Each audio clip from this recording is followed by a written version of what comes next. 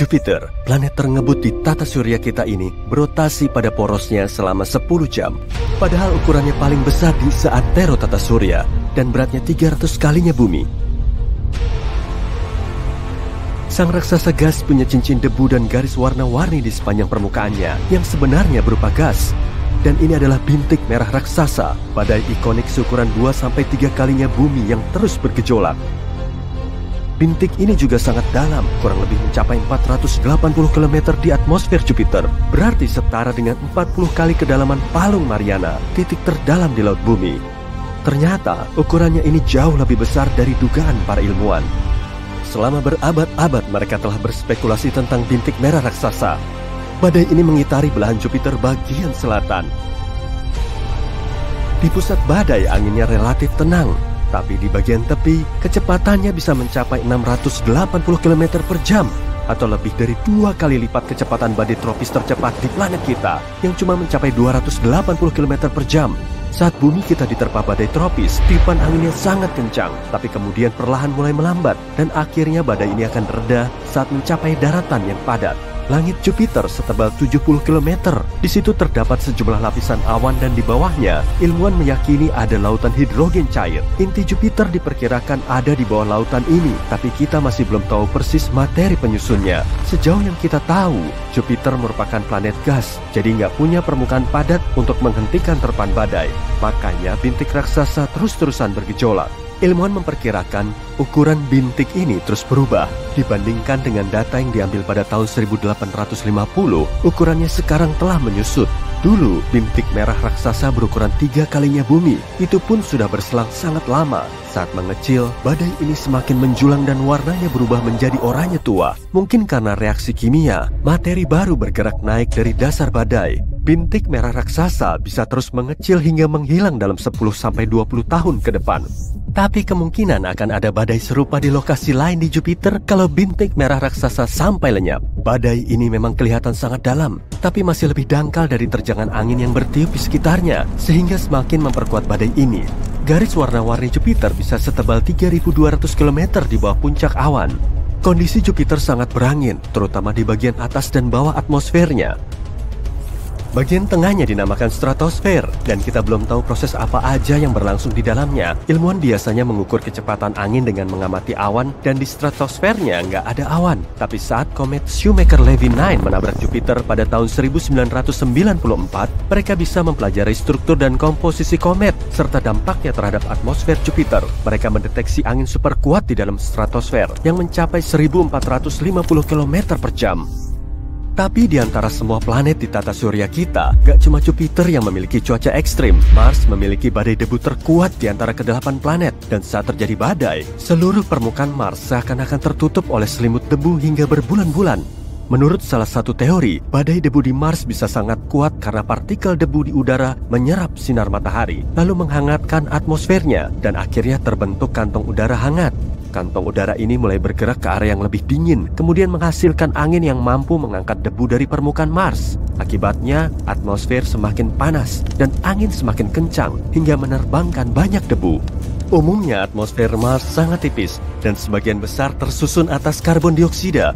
Malahan, volume semua gas di atmosfer Mars kurang dari 1% gas di atmosfer bumi. Dulu, kondisi di Mars jauh lebih basah dan hangat.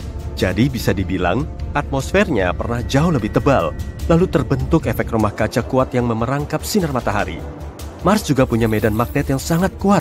Sama seperti di bumi, medan magnet Mars terbentuk oleh aliran logam cair di dalam intinya. Tapi bedanya, bagian dalam Mars menjadi dingin hingga menghilangkan medan magnetnya.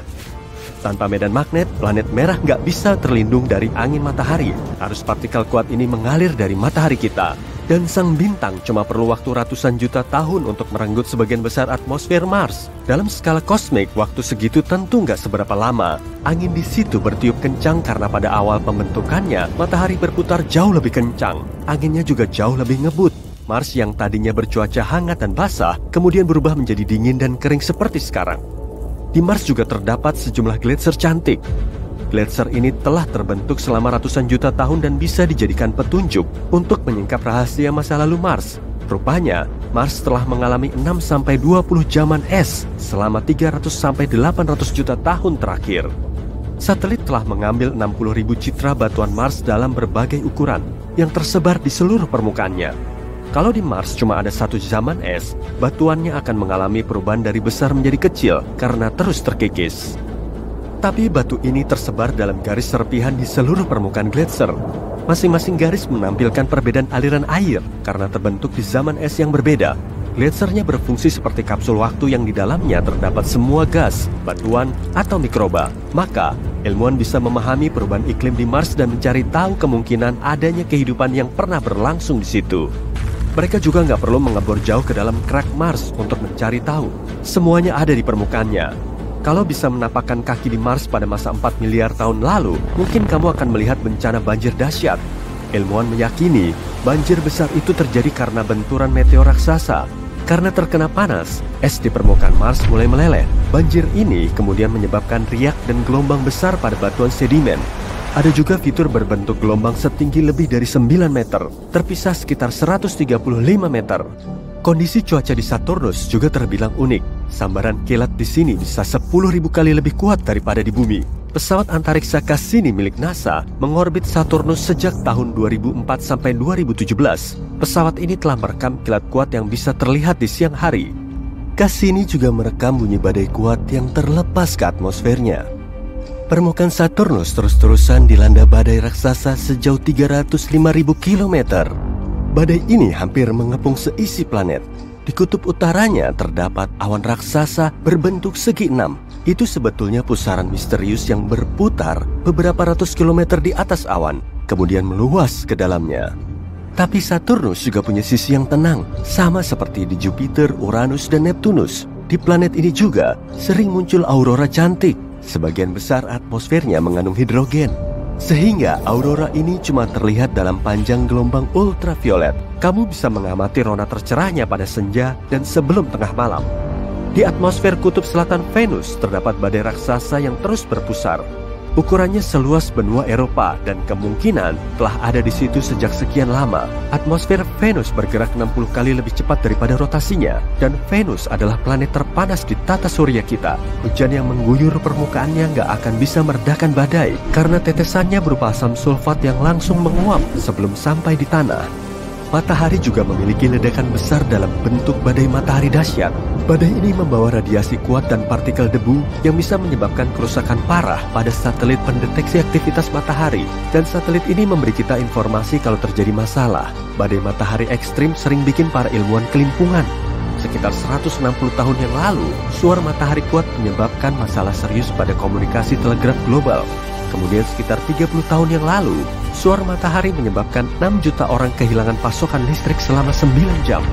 Ada juga teori yang bilang aktivitas matahari telah menyebabkan Titanic tenggelam.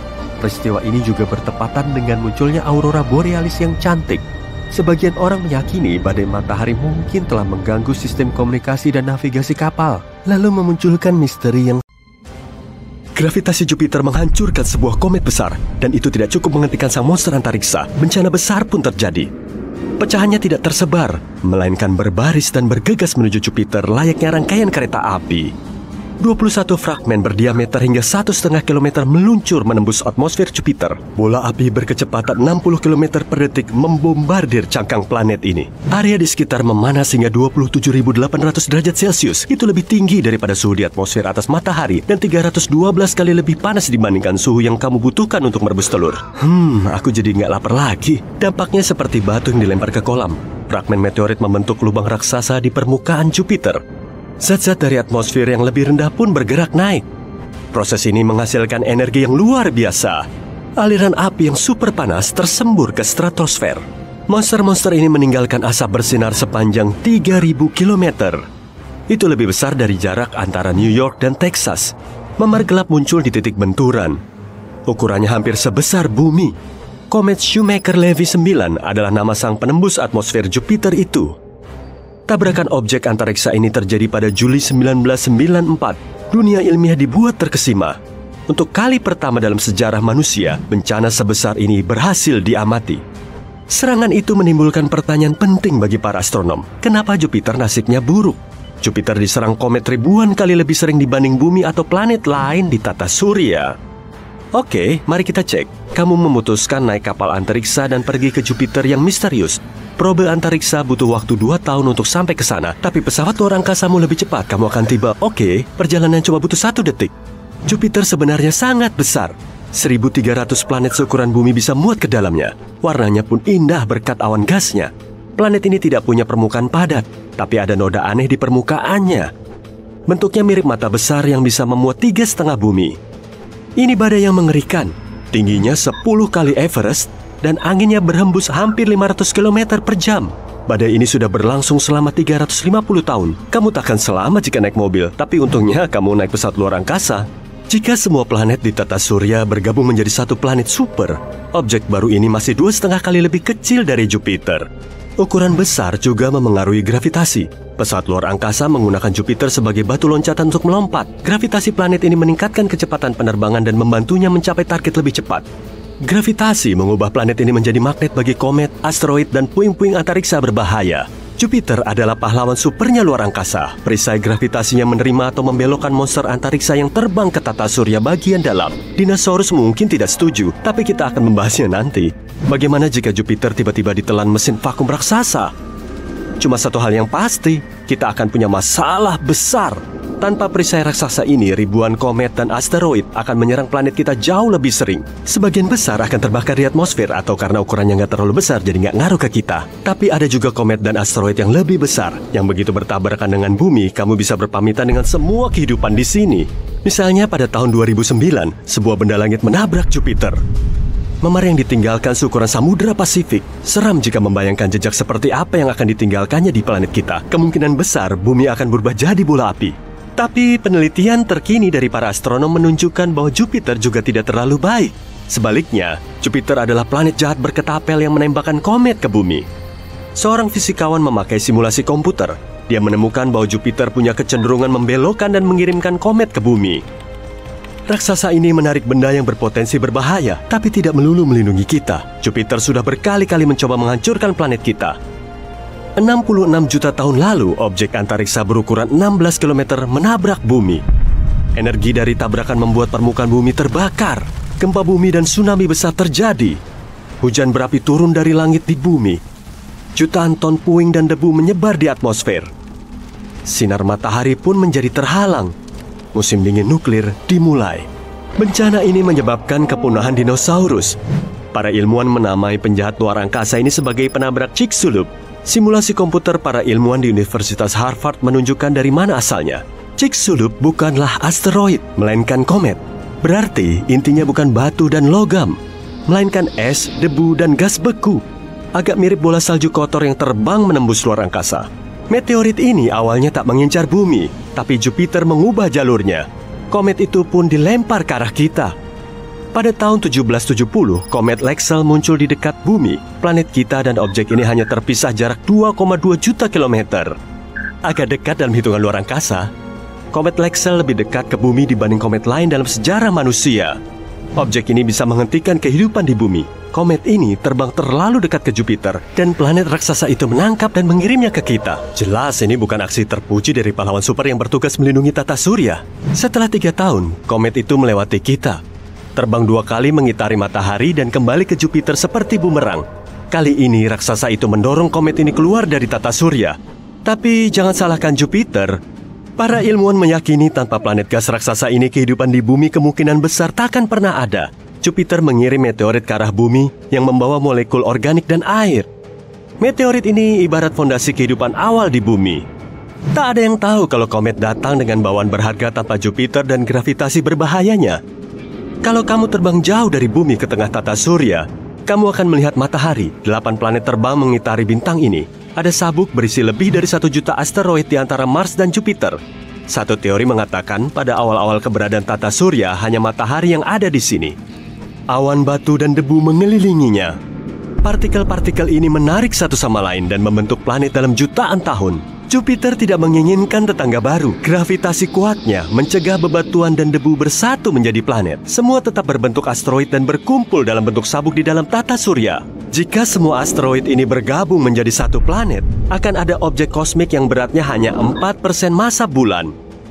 Sebelumnya, sabuk ini padat asteroid. Tapi gravitasi Jupiter melemparkan 99% asteroid itu ke antariksa. Bukan cuma Jupiter yang berperan dalam perkembangan kehidupan di bumi. Penolong utama kita adalah bulan, satu-satunya satelit alam bumi. Jupiter punya 79 satelit dan setiap tahun jumlahnya makin bertambah. Jupiter juga dikelilingi cincin, tapi tidak seindah Saturnus dan tidak terlalu terlihat. Cincin ini terdiri dari partikel hitam kecil. Ini adalah debu yang dikeluarkan meteorit keluar angkasa setelah bertabrakan dengan bulan-bulan Jupiter. Bulan bertanggung jawab atas pasang surut laut bumi. Bulan mengatur kehidupan lebah, ikan, burung, dan amfibi. Bahkan kamu merasakan pengaruh bulan setiap harinya. Mengubah kecerahan cahaya bulan akan memengaruhi tingkat melatonin di otakmu. Hormon ini bertanggung jawab atas ritme sirkadian yang penting untuk tidur sehat. Bulan muncul berkat malapetaka lain sama seperti mayoritas objek antariksa lainnya. Jutaan tahun lalu, bumi mirip bola lava panas. Tidak ada air atau udara. Bumi hanya diselimuti karbon dioksida dan nitrogen. Saat itu, planet lain seukuran Mars masa kini menabrak bumi. Para ilmuwan menyebutnya Theia. Dengan kecepatan 14.000 km per jam, Theia menabrak bumi. Dampaknya begitu luar biasa, melemparkan jutaan ton bahan keluar angkasa. Puing-puing itu berkumpul menjadi bola yang kini dikenal sebagai bulan. Para ilmuwan sudah hampir memecahkan misteri bulan, tapi mereka belum tahu apakah ada inti solid di tengah Jupiter atau Jupiter cuma sup panas kental yang mengambang di luar angkasa. Jupiter punya lautan terbesar di tata surya yang terbuat dari hidrogen cair, bukan air. Jika ukurannya 80 kali lebih besar, Jupiter akan berubah menjadi bintang yang cerah. Jupiter adalah tempat unik yang takkan pernah dihuni manusia. Tekanan di dalam planet ini 2 juta kali lebih besar daripada permukaan bumi. Suhu ekstrim dan tekanan itu akan merusak setiap pesawat luar angkasa yang masuk terlalu jauh. Jadi sepertinya Jupiter hanya akan melindungi dan menjaga kita dari jauh. Butiran pasir ada di mana-mana. Semuanya nempel di wajah, rambut, baju, dan sepatumu. Kamu sulit berdiri karena anginnya kenceng banget sampai bikin kamu terus jatuh. Tiupan angin dahsyat tiba-tiba menghempaskanmu. Sambil merangkak, kamu menuju pintu belakang. Tapi pintunya sulit dibuka. Sesampainya di dalam rumah, kamu mencoba bangkit dan mengintip keluar. Sekelilingmu dilingkupi awan, debu, dan gemuruh keras. Gawat, kamu harus segera minta tolong. Jadi semuanya bermula sejak sebulan yang lalu. Kamu sedang ada di kebun belakang rumahmu saat cuacanya sangat berangin. Tak lama berselang, kamu melihat tornado kecil di bawah pohon apel. Meski tingginya nggak sampai selutut, badai itu bisa memutar debu dan dedaunan. Kamu berusaha meredakan angin itu dengan menginjaknya berulang kali. Tapi tornado mini itu nggak mau beranjak pergi. Karena nggak mau ambil pusing lagi, kamu kembali masuk ke dalam rumah. Keesokan harinya, tornado itu masih ada dan ukurannya malah semakin besar. Dan menariknya bukan tingginya yang kian menjulang, tapi diameternya semakin lebar. Tornado itu mulai menyedot tanaman bunga di kebunmu. Kamu pun makin penasaran dan akhirnya mencatat setiap detail dari fenomena aneh ini. Setiap hari kamu mengukurnya dan menuliskan informasi yang kamu peroleh di buku khusus. Jadi pengen nulis artikel dan buku soal badai ini deh, pikirmu. Suatu hari, pohon apel favoritmu sudah tumbang. Tapi kenapa bisa gitu ya? Tornado itu masih kelihatan tenang dan terlalu lemah. Jadi nggak akan mungkin menumbangkan pohon besar. Tapi setelah kejadian ini, kamu malah ragu sendiri. Salah nggak ya kalau kamu nggak segera minta bantuan? Dan ternyata salah. Sebulan kemudian, badai minimu tiba-tiba membesar 2 kali lipat dari ukuran semula. Kondisi di luar semakin gak aman dan rumahmu seperti berada di tengah-tengah tornado beneran. Kamu gak bisa ngeliat ke langit secara langsung karena pandanganmu terhalang oleh debu dan berbagai macam serpihan. Kebunmu berantakan, pohon-pohon banyak yang tumbang, dan semak-semak tercabut dari tanah, lalu terlempar jauh. Bel rumahmu tiba-tiba berbunyi. Sekelompok ilmuwan yang kamu hubungi telah datang untuk menolongmu. Kamu langsung mengantar mereka ke kebunmu yang telah porak-poranda, tapi mereka cuma terdiam. Setelah beberapa saat hening, mereka mulai beraksi. Tanpa menghiraukan tiupan angin, mereka mindahin berbagai peralatan ke rumahmu. Semuanya kelihatan rumit. Dan akhirnya, dapurmu sudah berubah menjadi laboratorium penelitian. Mereka ngasih tahu kalau rumahmu akan digunakan untuk penelitian selama beberapa waktu ke depan. Kamu membawa keperluanmu ke kamar tidur terkecil di rumahmu sambil mengamati para profesional menjalankan tugasnya. Dapurmu dipenuhi gadget yang bisa ngeluarin suara dan kedip lampu. Mereka yang memakai jas lab dan baju pelindung mulai berlarian, tapi nggak ada satupun yang saling bertabrakan dan semua prosesnya lancar-lancar saja. Kamu mendekati pria tua yang memakai jas lab putih, lalu nyerahin hasil catatanmu. Dia kelihatan sangat senang menerima pemberianmu, seolah-olah baru dapat rezeki nomplok. Beberapa hari kemudian, mereka semakin sibuk dan badai di kebunmu semakin besar. Rupanya para ilmuwan memperlihatkan ekspresi murung tiap kali kamu mengamati mereka. Sekitar jam 2 pagi, kamu terbangun. Matamu terbelalak saat rumahmu mulai berguncang. Wah, tornadonya pasti makin besar hingga mengenai rumahmu tuh. Pagi harinya, sejumlah ilmuwan memberitahumu kabar buruk. Kamu harus pindah karena badai itu terus membesar. Gak lama lagi, rumahmu akan lenyap di telan bumi. Dan kamu gak bisa ngelakuin apa-apa. Kamu masih bengong saat mereka memintamu pergi. Memangnya kamu harus tinggal di mana? Ternyata mereka lagi mendirikan laboratorium penelitian lain di dekat situ agar bisa mengamati badai itu secara langsung. Di dalam laboratorium juga ada ruang kosong dengan segala perlengkapannya. Mereka bilang kamu boleh tinggal di situ untuk sementara waktu. Cara ini juga bisa memudahkan mereka. Kali aja kamu perlu menjawab pertanyaan mereka selama proses penelitian kan? Karena nggak punya pilihan lain, kamu cuma ngikut aja. Mereka kemudian membantumu untuk mindahin barang-barangmu ke tempat baru. Setelah beberapa saat keliling rumah, kamu harus mau meninggalkan meja dan sofa favoritmu, serta tempat tidur yang nyaman. Menurut mereka, perabotmu nggak akan bisa terangkut semua. Dan keesokan harinya, kamu dapat kabar kalau rumahmu sudah lenyap di telan badai sekitar jam 4 pagi. Beberapa minggu berikutnya, pilihan badai besar itu sudah menelan 2 rumah tetanggamu, area hutan terdekat, sejumlah mobil, dan toko bunga. Tornado raksasa ini semakin mendekati danau besar sejauh beberapa kilometer dari kotamu. Para warga mulai dievakuasi dan pihak berwenang menetapkan status darurat. Suatu hari, para ilmuwan mulai berbisik-bisik dan raut muka mereka kelihatan lebih cemas dari biasanya. Karena penasaran, kamu nyari tahu ke salah satu dari mereka. Sesaat kemudian, si ilmuwan menjelaskan kondisi yang sebenarnya. Mereka telah nemu bukti yang mengonfirmasi ketakutan terbesar mereka. Jadi, menurut perkiraan, badai yang awalnya cuma berupa tornado kecil di rumahmu itu bisa berubah menjadi bintik merah raksasa di permukaan bumi. Awan merah pekat terus berputar berlawanan arah jarum jam pada kecepatan tinggi. Dan di bawahnya, kamu bisa ngelihat corak warna terang planet terbesar di tata surya kita, yaitu Jupiter, si raksasa gas. Awan ini dinamakan sebagai bintik merah raksasa, alias badai besar yang ada di atmosfer Jupiter. Tiupan angin di tengah-tengah badai ini sangat tenang. Tapi kecepatan badai di pinggirannya bisa mencapai 680 km per jam atau 2 kali kecepatan badai terdahsyat yang pernah menerjang bumi. Selama puluhan tahun, ukuran bintik merah ini terus membesar. Dan sekarang sudah mencapai 1,3 kali lebih lebar dari bumi. Pusat badainya setinggi 320 km di atmosfer Jupiter. Sedangkan rata-rata badai tropis di bumi maksimum cuma setinggi 14 km. Fenomena unik ini telah terjadi di Jupiter sejak lama karena permukaan planet ini nggak padat. Di dalamnya terdapat lapisan awan yang terbuat dari uap, es air, dan amonia. Di bawahnya mungkin ada lautan hidrogen cair. Sementara planet kita padat, badai akan melambat dan terpecah setelah jaraknya cukup dekat dengan permukaan bumi. Tapi bintik merah raksasa nggak punya tempat untuk mendarat, sehingga badai ini terus mengamuk. Para ilmuwan juga nginfoin hal yang paling aneh dan mengkhawatirkan soal badai di kebunmu. Bukan yang melemah dan lenyap beberapa minggu yang lalu, badai ini masih aja ada dan bahkan terus membesar. Tiupannya juga makin kuat. Ahli yang paling berpengalaman pun masih bingung untuk ngejelasinnya. Setelah menganalisis selama berhari-hari, mereka menyimpulkan kalau badai ini seharusnya nggak muncul di bumi. Hal ini terbukti ngelawan hukum alam, tapi menariknya, komposisi badai ini agak mirip dengan bintik merah raksasa. Kamu semakin takjub, tapi kok peneliti kelihatan sangat cemas? Ternyata, badai yang tadinya mini itu kemungkinan akan membesar seperti di Jupiter. Tapi karena bumi jauh lebih kecil dari bintik merah, badai itu kemungkinan akan menelan bumi bulat-bulat.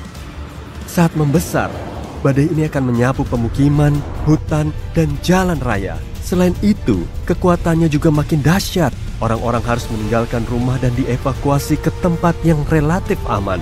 Sampai nggak ada lagi tempat aman. Proses ini memang akan berlangsung selama bertahun-tahun, tapi manusia sangat cepat mengantisipasinya. Masalah global ini bisa diatasi dengan dua cara. Salah satunya adalah tinggal di bulan atau planet lain, misalnya Mars.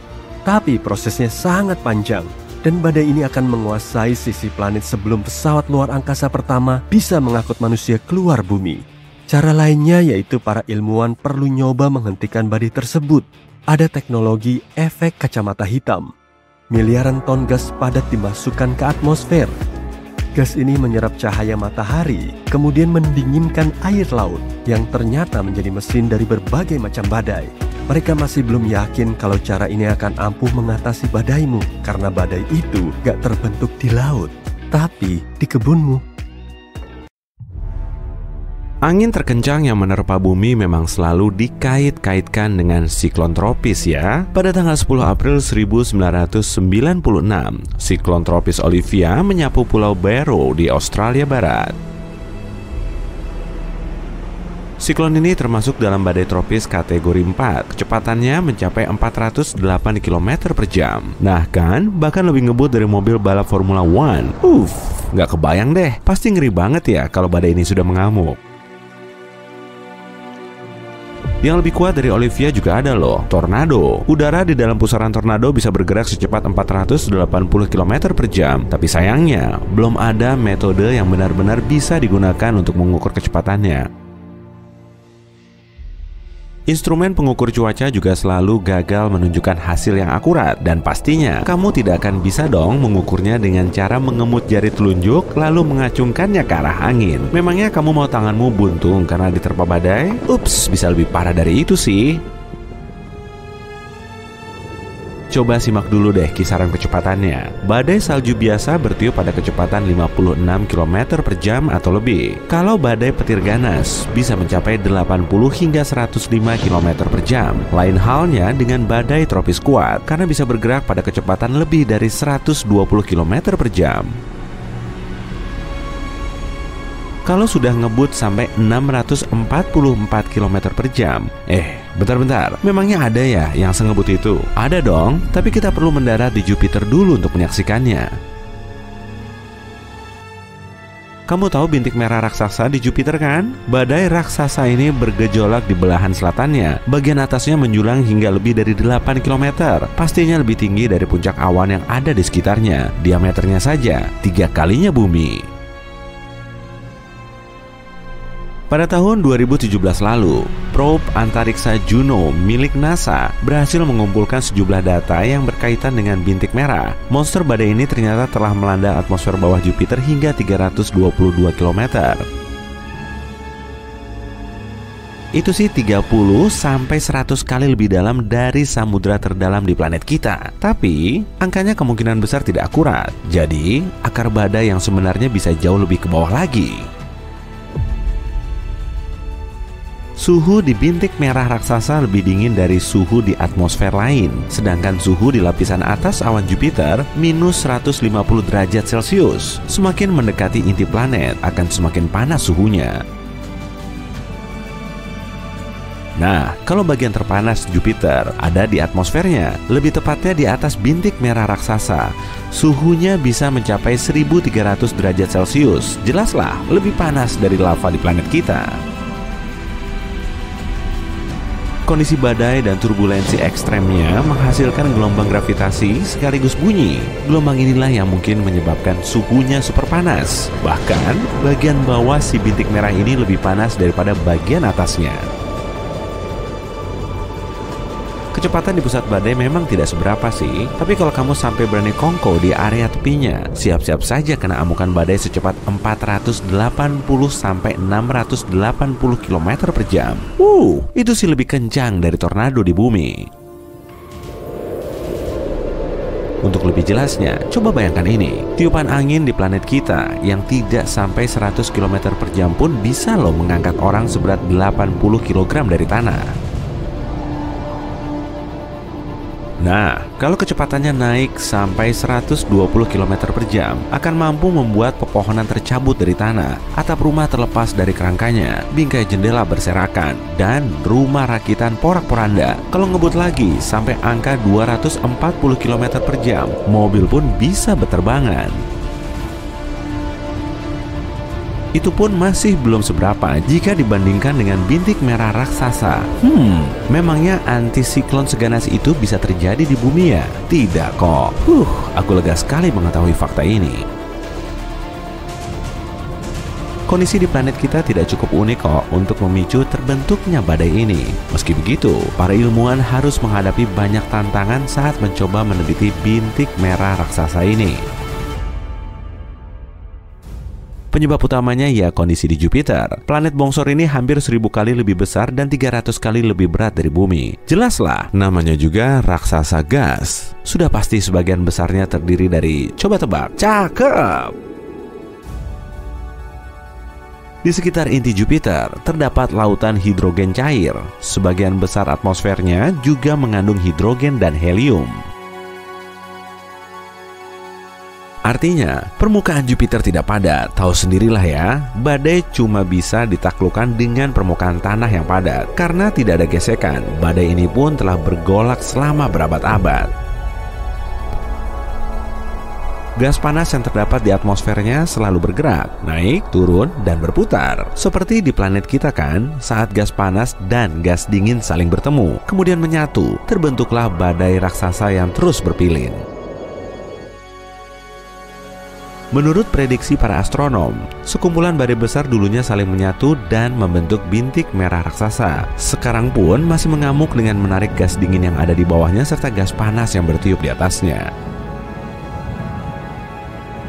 Monster badai ini juga menarik pusaran lain yang lebih kecil. Akibatnya, si bintik merah raksasa semakin perkasa.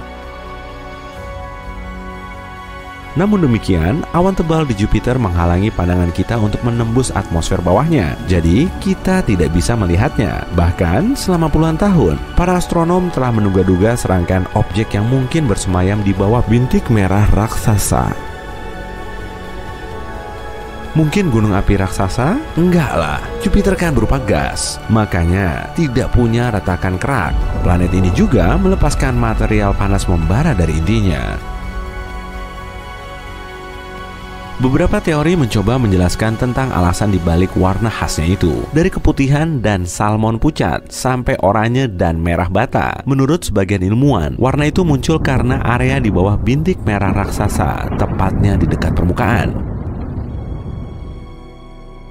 Lapisan amonium hidrosulfida tak berwarna kemungkinan bereaksi dengan sinar kosmik atau radiasi ultraviolet dari matahari, sehingga terbentuklah bintik cantik berwarna merah. Tapi perlu diingat, sampai saat ini masih sebatas teori.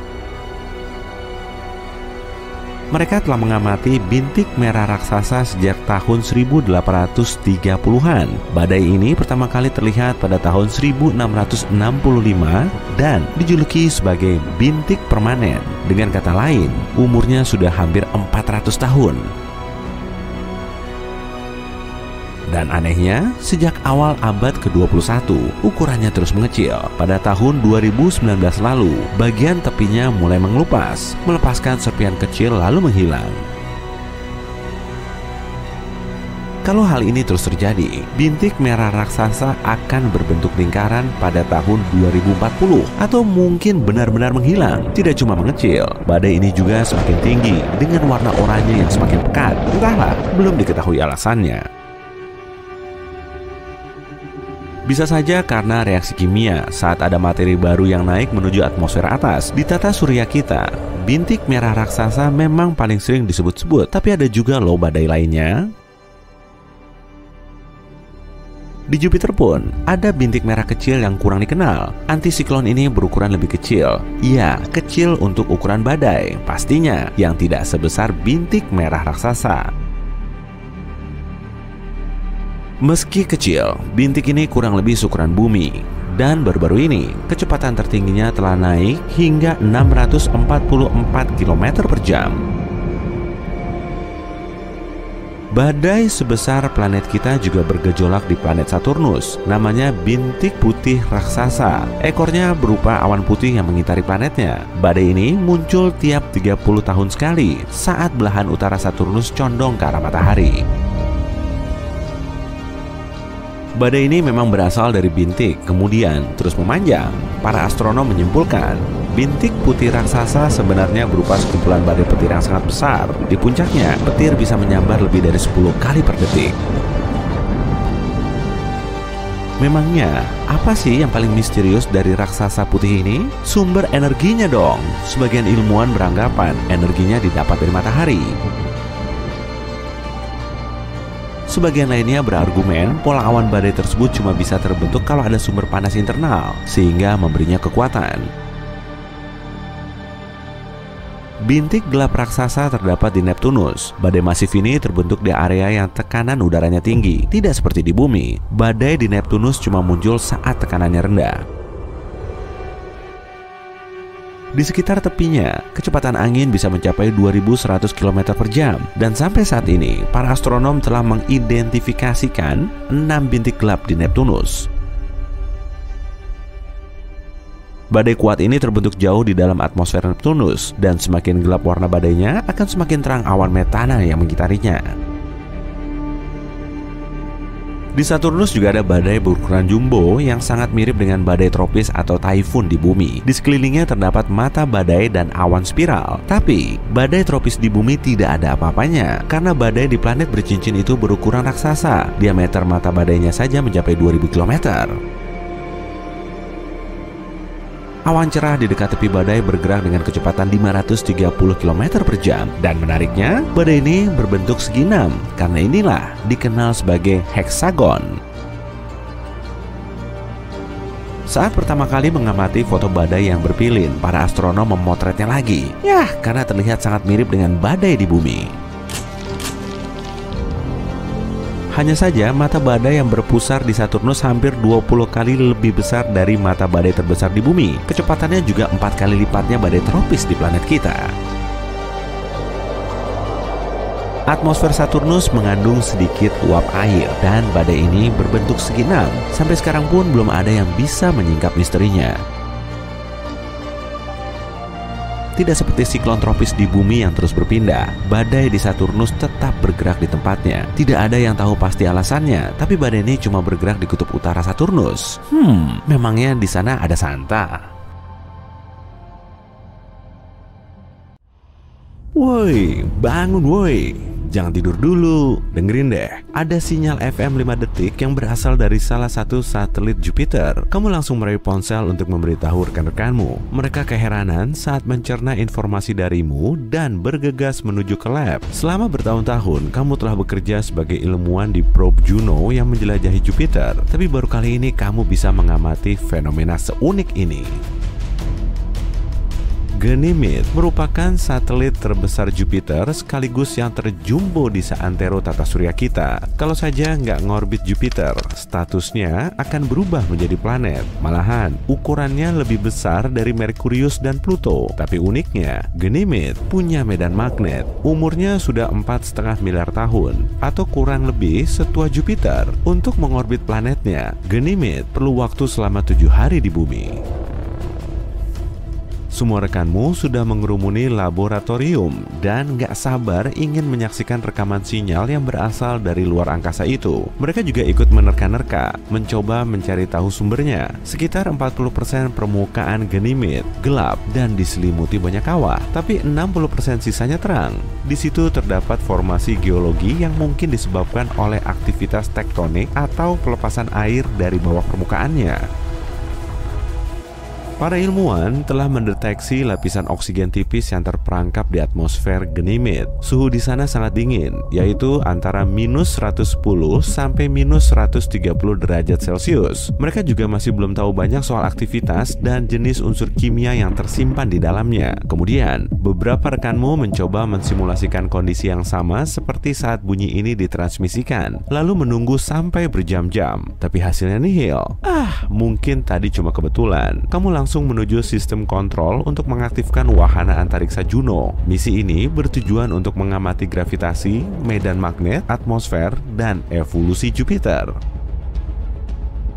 Beberapa bukti juga telah menunjukkan kalau satelit terbesar Jupiter ini mengalami evolusi. Di sekitarnya terdapat medan magnet yang sering memicu terjadinya aurora. Gas benderang ini menghiasi kutub utara dan selatan Ganymede. Kalaupun ada tanda-tanda kehidupan, lokasinya kemungkinan besar ada di dasar lautnya yang sangat asin. Selama bertahun-tahun, para ilmuwan mengira kalau matahari menjadi komponen utama bentuk kehidupan. Tapi sekarang kita tahu, jauh di dasar laut juga ada organisme. Bahkan, mereka bisa bertahan hidup meski tanpa sinar matahari. Lautan di bumi menyimpan banyak organisme aneh dengan segala rupa dan bentuknya. Lili laut hidup di kedalaman 3000 meter di bawah laut. Penampilannya memang mirip dengan bunga lili, tapi organisme ini bukan termasuk tumbuhan, melainkan hewan. Jangan salah dulu, bagian tubuh yang mirip batang dan daun ini sebetulnya punya ujung saraf untuk mendeteksi makanan di sekitar. Hiu goblin termasuk hiu teraneh yang ada di dasar laut. Panjang tubuhnya bisa sampai 3,5 meter dan moncongnya kelihatan sangat unik. Ada juga anglerfish. Sungut di kepalanya bisa berpendar untuk menarik mangsa dan mencari jalan di dasar laut yang gelap. Mungkin mirip-mirip kayak senter alami yang nggak perlu baterai baru ya. Senter alami ini cuma ada di kepala anglerfish betina. Hewan laut lain yang berpenampilan nyeleneh, misalnya bluefish. Habitatnya ada di Samudra Atlantik, Pasifik, dan Hindia. Tepatnya berada 2.700 meter di bawah permukaan laut. Oke lah, kembali ke misimu tadi sebagai ilmuwan. Meski kamu sudah mewanti-wanti rekanmu untuk tutup mulut soal bunyi aneh tadi, media tetap bisa mengendusnya lalu menjadikannya sebagai topik perbincangan yang hangat. Sejumlah kantor berita mulai menghubungimu untuk melakukan wawancara. Mereka ingin tahu soal terobosanmu untuk membuktikan kalau di luar angkasa sana memang ada kehidupan. Tak lama kemudian, kamu datang ke stasiun berita itu untuk memaparkan hasil penemuanmu. Beribu pasang mata di dalam studio mengamati gerak-gerikmu. Para kru berlarian untuk melakukan pengecekan terakhir sebelum acaranya dimulai. Make-up artismu tinggal merapikan penampilanmu dan si pengarah suara memintamu untuk mengecek lagi mikrofonnya. Para produser duduk di kursi depan. Kemudian lampu terang mulai dinyalakan. Dalam hitungan 3, 2, 1. Si pembawa acara memperkenalkanmu ke para penonton. Kemudian, kamu diminta untuk menjelaskan soal bunyi yang kamu dengar. Lalu, kamu mulai memaparkan soal probe antariksa Juno yang mengitari Jupiter. Setelah mengajukan beberapa pertanyaan lain, si pembawa acara akhirnya memberimu pertanyaan yang paling menggelitik. Mungkin nggak sih kalau suara misterius itu berasal dari peradaban lain? Semua penonton seketika terdiam, tapi kamu cuma bisa duduk terpaku karena bingung harus jawab apa.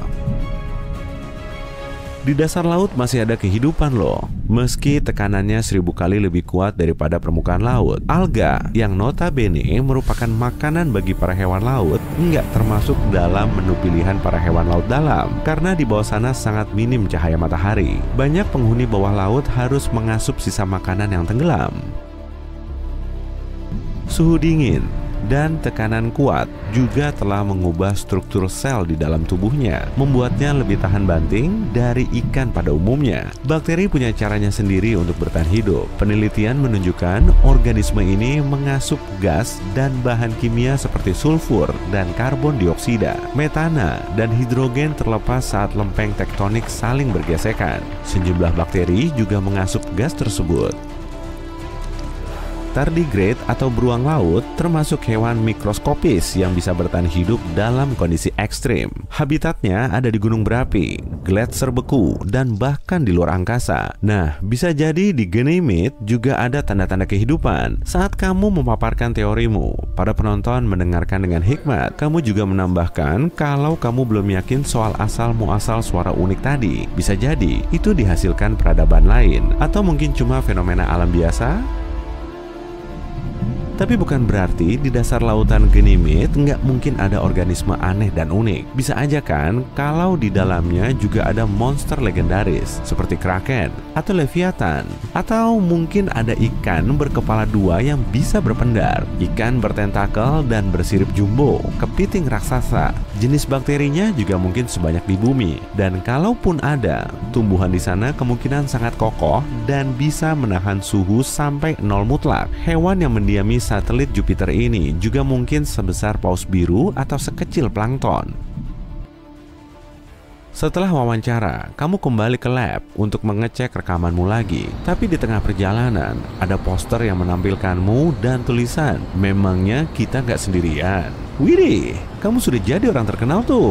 Banyak orang mulai memotretmu dan undangan wawancara lain mulai berdatangan. Sejumlah perusahaan majalah sains juga berlomba-lomba untuk menjadikan potretmu sebagai foto sampul majalah mereka. Tiap kali di lab, kamu menunggu-nunggu suara itu muncul lagi. Tapi nihil, kamu juga mulai mengirimkan sinyal dari probe Juno agar bisa berinteraksi dengan sumber suara ini. Tapi semuanya sia-sia.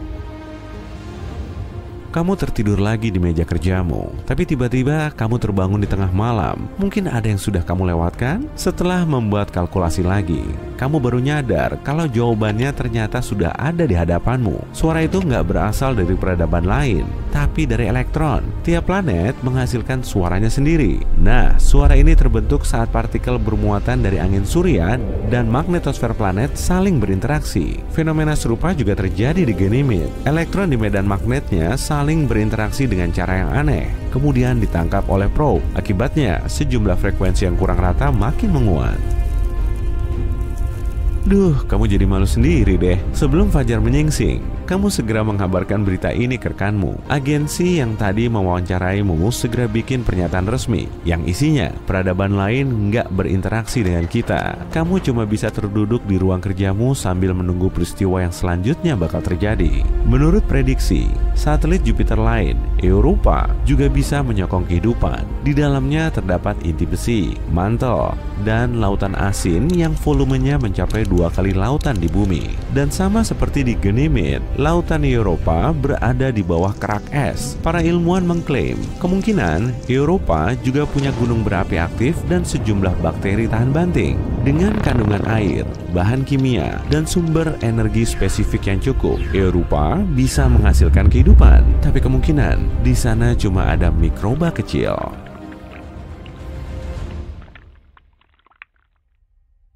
Kamu berdiri di ruangan penuh gas yang mudah meledak.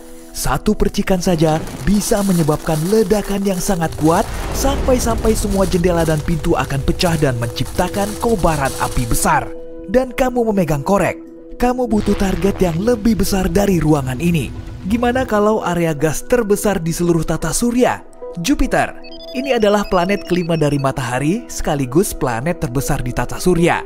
Luasnya 11 kali bumi dan hampir 2,5 kali lebih berat dari gabungan semua planet di tata surya. Kalau mau menimbang Jupiter, kita butuh sekitar 317 bumi untuk menyeimbangkannya.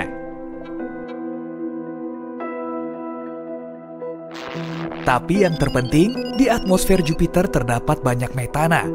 Itu adalah gas yang kita gunakan di dapur atau untuk mengisi bahan bakar mobil. Dan pembakarannya bagus. Terlebih lagi ada hidrogen metalik. Dalam kondisi normalnya, hidrogen adalah unsur paling ringan di alam semesta.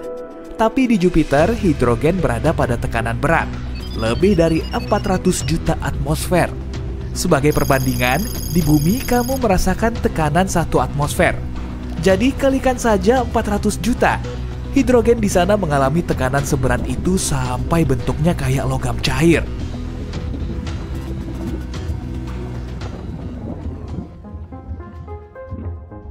Hidrogen metalik bisa menjadi bahan bakar yang bagus.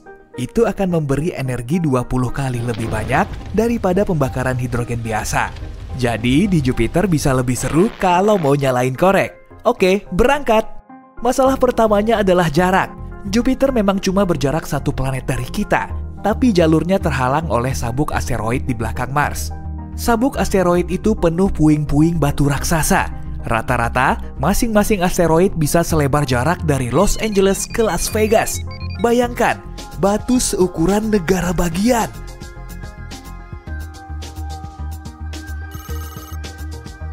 Asteroid terbesar adalah Ceres. Ukurannya hampir seluas Alaska. Ceres bahkan dianggap sebagai planet katai.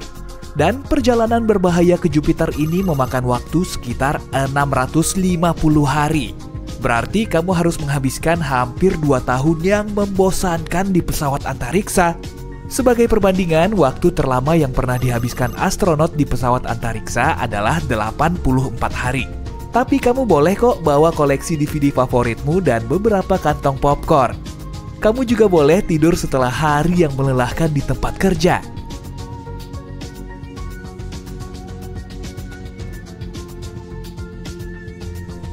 2 tahun kemudian, kamu tiba di tempat tujuan. Kamu udah ngebayangin mau nyalain korek di permukaan Jupiter dan meledakkannya kayak balon. Tapi hati-hati waktu mendekatinya ya, karena bobotnya berat, Jupiter memiliki gaya gravitasi yang kuat, sekitar 3 kali lebih kuat daripada bumi. Semakin dekat kamu ke permukaan, semakin lemah juga tubuhmu dan kamu hampir tidak bisa berdiri.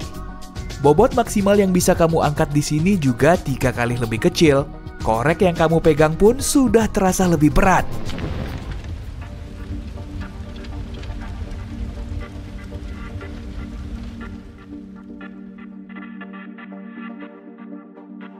Kalau kamu mencoba lompat, kamu butuh lebih banyak usaha. Tapi sebenarnya kamu tidak bisa melakukan itu, karena Jupiter adalah raksasa gas. Artinya, planet ini tidak punya permukaan padat. Secara teori, semakin dalam kamu menyelami awan ini, semakin besar pula tekanan yang kamu rasakan. Berangsur-angsur, awan dan gas akan menebal dan membentuk semacam cairan. Tapi kamu tidak perlu menyelam sedalam itu. Metana adalah gas ringan, karena itu gas ini lebih dekat ke permukaan. Jadi, tibalah waktunya. Kamu mengambil korek, menggesekkannya ke kotak, dan tidak terjadi apa-apa. Ayo coba lagi. Korek kedua, ketiga, tidak berhasil.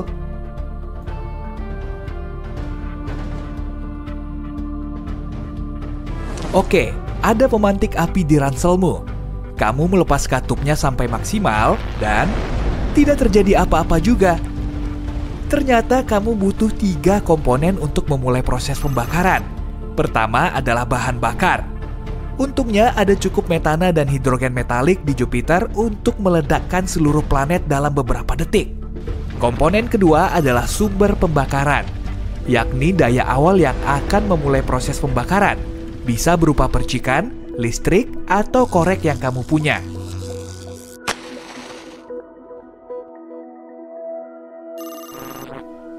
Dan bahan terakhir adalah oksigen. Ya, oksigen yang kita hirup. Itu sama pentingnya kayak bahan bakar buat pembakaran. Sebagai percobaan, coba nyalakan sebatang lilin. Lalu, tutup lilin itu dengan gelas. Kamu akan melihat api terus menyala selama beberapa detik, lalu padam. Bahan bakarnya masih ada, tapi oksigen di dalam gelas sudah habis, dan proses pembakaran pun berakhir.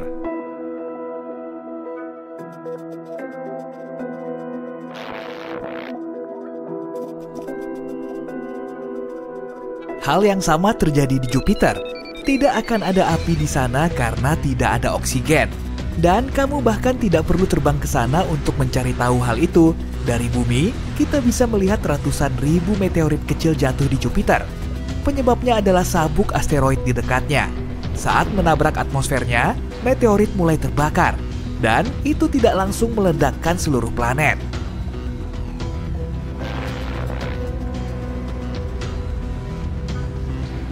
Tapi jangan sedih, masih ada cara untuk membakar planet gas raksasa ini. Kamu hanya perlu memicu reaksi rantai termonuklir di planet ini. lalu akan ada ledakan yang sangat kuat sampai terlihat dari bumi. Dan itu bakal kelihatan seperti kelahiran bintang baru. Untuk melakukan itu, kita perlu meledakkan reaktor nuklir seperti pembangkit listrik yang kita punya di bumi. Bahkan, kita perlu mengirim semua yang kita punya ke Jupiter. Tapi, itu pun gak akan berhasil.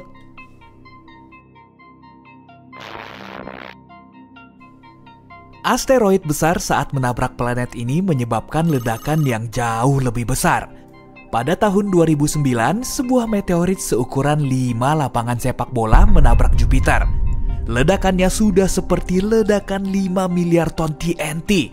Peristiwa ini meninggalkan titik hitam seukuran Samudra Pasifik. Ledakan yang lebih besar juga pernah terjadi di sana pada tahun 1994. Setelah tabrakan itu, ada titik raksasa di Jupiter yang hampir seukuran bumi. Tapi angin kencang dan badai dengan cepat menghapus jejak ledakan itu. Setelah beberapa minggu, Jupiter tampak normal lagi. Masalahnya adalah usaha kita untuk meledakkan raksasa gas ini dilakukan di permukaan planet. Kita harus menanam bahan peledak seukuran bulan jauh di bawah permukaannya. Ledakan besar akan menyebabkan reaksi termonuklir dan menyebabkan hidrogen metalik meledak. Proses ledakan sudah ditetapkan dan dalam beberapa detik Jupiter meledak seperti balon raksasa. Tapi pertunjukan besar ini akan menjadi hal terakhir yang bisa dilihat manusia.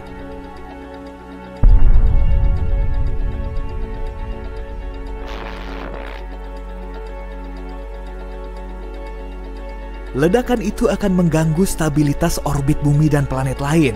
Lintasan bumi di sekeliling matahari mungkin akan berubah. Dan kita mungkin tidak akan melihat fajar di timur, melainkan di sisi lain bumi. Saat angin kencang dari ledakan itu mencapai bumi, angin itu akan mulai bergesekan dengan atmosfer. Tak lama kemudian, planet kita akan kehilangan lapisan ozon.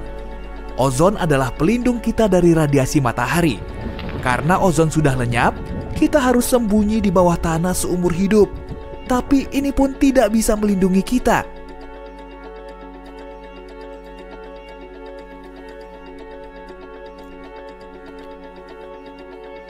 Tidak lama lagi bumi akan dihujani ribuan meteorit. Jupiter itu sangat berat, sampai bisa menahan sabuk asteroid agar tidak bergerak. Tanpa sabuk itu, asteroid akan mulai berterbangan ke arah kita. Bumi akan merasakan hujan meteor terus-menerus. Tapi tak akan ada lagi orang di bumi yang bisa mengamati itu.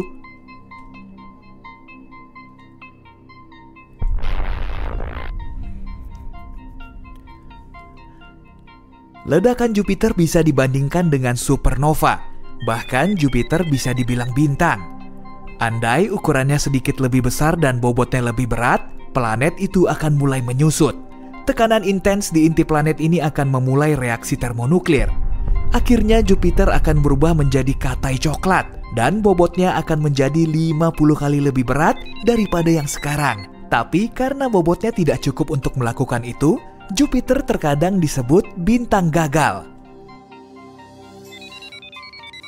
Mungkin seru kalau kita mengunjungi planet gas lain di tata surya kita dan mencoba menyalakan korek di sana. Saturnus. Atmosfer Saturnus mirip dengan Jupiter. Tapi di sana juga nggak ada oksigen untuk pembakaran. Jadi kamu cuma bisa mengagumi cincin indah planet ini dan melanjutkan perjalanan. Uranus dan Neptunus ukurannya jauh lebih kecil, dan planet-planet ini tak punya hidrogen metalik. Jadi ledakan kedua planet ini tidak akan begitu kuat. Tapi kamu tetap nggak bakal bisa meledakkannya dengan korek karena nggak ada atmosfer yang penuh oksigen di sana.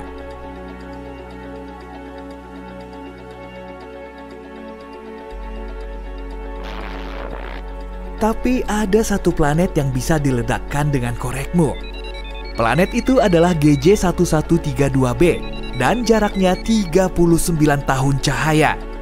Menurut para ilmuwan, planet ini mungkin punya oksigen meski planet ini bukan raksasa gas yang punya gas mudah terbakar di atmosfernya. Tapi, kamu masih bisa duduk di atas permukaan berbatunya dan menyalakan api untuk mengagumi matahari terbenam yang unik.